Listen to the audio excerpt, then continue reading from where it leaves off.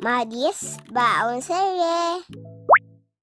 September 4 sana, yung first day of class ni Maddie. Pero dahil nga sa masamang panahon, nasuspend ito. Natapos ko na nga gawin itong kanyang baon nang mag-announce na wala palang klase. Ito nga sana ang kanyang first baon as pre-kinder 2. At dahil nasuspend nga, kinain niya na lang ito as breakfast. So dito nga sa video, gumawa ako ng hotdog bread roll. Nag-flatten lang ako ng bread, nilagyan ko lang ng hotdog, niroll ko lang sa egg and sa breadcrumbs. Nasa sa inyo kung gusto ninyong i-double coat.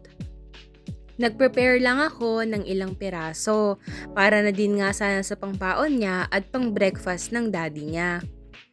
Pagkatapos ko nga itong ma-coating, ay ready to fry na. Napakadali lang nito gawin mga mommies. Bawal kasi sa school ni Maddie magbaon ng mga chips, biscuits, or cupcakes. Also, mas okay din naman na tayo yung gagawa ng baon nila. Ayun nga, dinifry ko na yung mga na-coat ko. Nang maluto nga, dinrain ko na lang yung oil. At nagboil din pala ako ng 2 pieces na okra. At ayun nga, nailagay ko na sa bento box niya.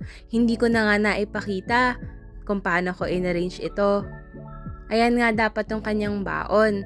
Hotdog bread roll, scrambled egg, hot dogs, and yung okra. So, yun lang. Hanggang sa muli. Bye!